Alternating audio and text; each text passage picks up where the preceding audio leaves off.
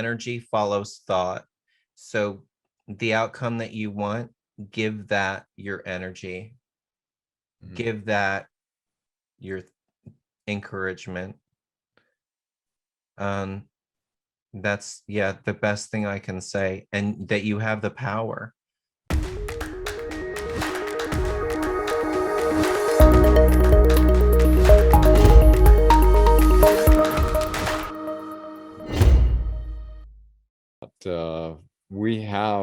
We have incredible powers within us to, look what we're doing. We've got this group together here, and we're all talking about this, and you might have noticed that people who you'd least expect be talking about this are talking about this kind of stuff. And so there is definitely this global awakening, and I totally agree on, seeing it, seeing this world transform. And the first, in order to transform, the only way they can move forward with their agendas is through secrecy. Secrecy is their power. Disclosure is our power, and the power of exposing the truth and the light, because the truth has a way of resonating where a lie doesn't do that. And we all have this ability to sense our intuition of what the truth is. And so we've got all this going for us. And I believe there's a lot of good people that,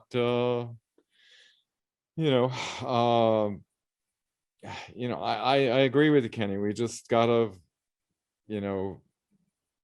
Work together. Research. And, I just like to share, it's not a professional page or anything. It's just my online notes that I started ever since I participated in this at thewebmatrix.net. I never have done anything commercially with any of this, never made a penny at any of this ever. I just want to expose the deception. I think it's the greatest injustice that the human race has been lied to and deceived, where we have this incredible potential to transform this earth into, a potentially beautiful paradise, where we have technology. We don't have to worry about overpopulation. We can inhabit remote places. We can, the transportation technology, you can be from LA to New York in just 5 minutes or so. You can reverse age people. You can cure any disease. We could have centers set up all around the planet. There's other planets and civilizations that live hundreds, even thousands of years, that they've figured that out. We don't have to deteriorate so rapidly. We could be more, we can contribute to, we can contribute more. But, by the time, I'm in my 70s, and, by the time you start figuring this stuff out, hey, you're almost ready to check out, right? So, and the new generations have no idea, because they've been using generational indoctrination. They have no idea of the infiltration that has occurred. So, I'm seeing that it's escalating more. The dark and the light elements are escalating more and becoming more apparent. And so there is a great potential, not only of dark elements happening, but a great potential for transformation in a positive way at the same time. So personally, I'm optimistic, and that's just me. Even though there's a lot of,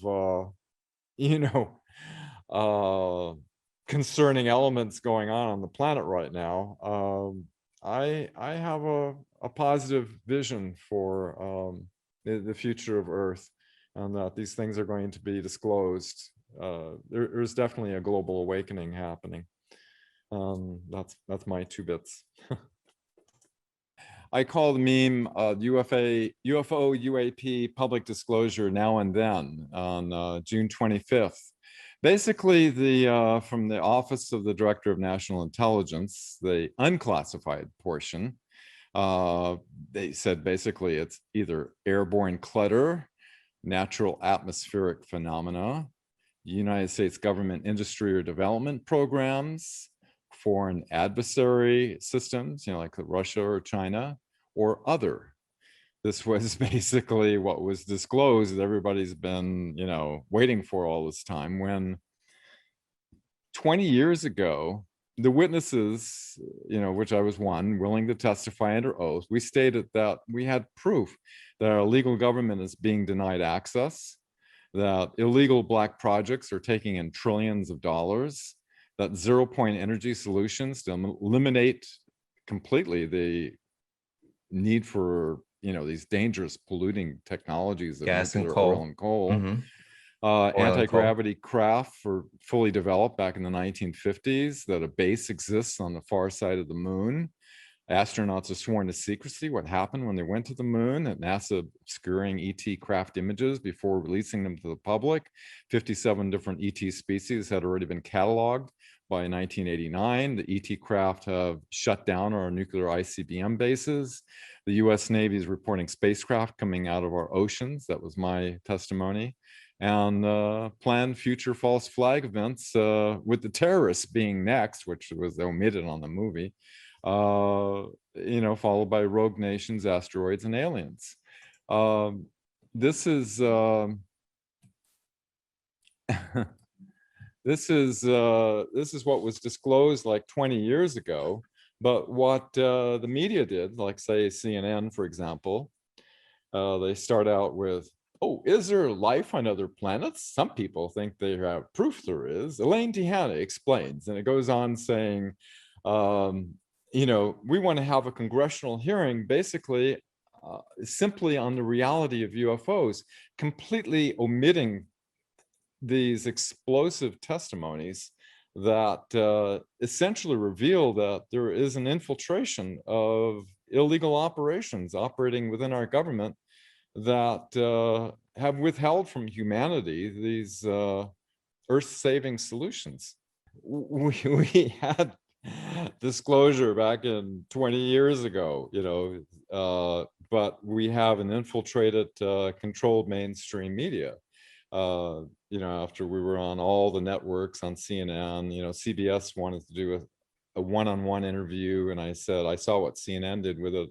I said, I'm not willing to do this unless I could say we have these scientists that are willing to go before an open congressional hearing and put it on the table, show we have zero-point energy.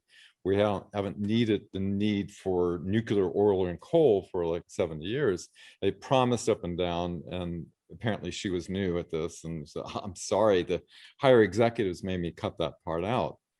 Less than a week after Mike Tuber reverses his testimony publicly, says, "Oh yeah, the Tic Tac, it was made by Lockheed. It was part of the U.S. Air Force's secret space program." That testimony, along with Mark McCandish's, would have completely destroyed. There was like 3 elements that the movie brought out.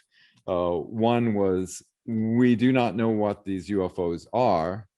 Well, we do know what these UFOs are, such as he's passed away, Clifford Stone. They had already categorized 57 different species by 1989. So they know what they are. And number 2, the US military does not have any aircraft that can perform in a way these UFOs maneuver. And as you can see, Mark's rendering here of the exhibit at Norton Air Force Base back in 1988, these could go faster than the speed of light. And this was, we had achieved anti-gravity by October of 1954, 20 years after Nazi Germany had achieved anti-gravity in 1934. And this is how they were able to have technological and therefore military superiority, which led to Operation High Jump and the defeat of Admiral Byrd. I understand your personal. Some people may not agree with your views or my views or what have you, but putting all looking at all of that on the shelf, as it were, what personal experiences, and you were one of the original original military witnesses, to talk about UFOs, a UFO coming out of the ocean, which was documented. I mean, you came across this transmission with your clearance. So can you tell us some other personal experiences that kind of opened you up to the rabbit hole before you? I had a high level top secret clearance, and basically I received a message, and I was a high speed code operator, and we received a message off the coast of Alaska that was reporting a 70-foot diameter disc. It was glowing reddish orange, going over 7,000 miles per hour. This is 1969. It was secret, classified, going to Chief of Naval Operations. So, this has been happening for a long time. The Navy has been seeing these craft going in and out of our oceans. My my own, I've been to a number of CE5 events, in Joshua Tree and Crestone, Colorado, Mount Shasta.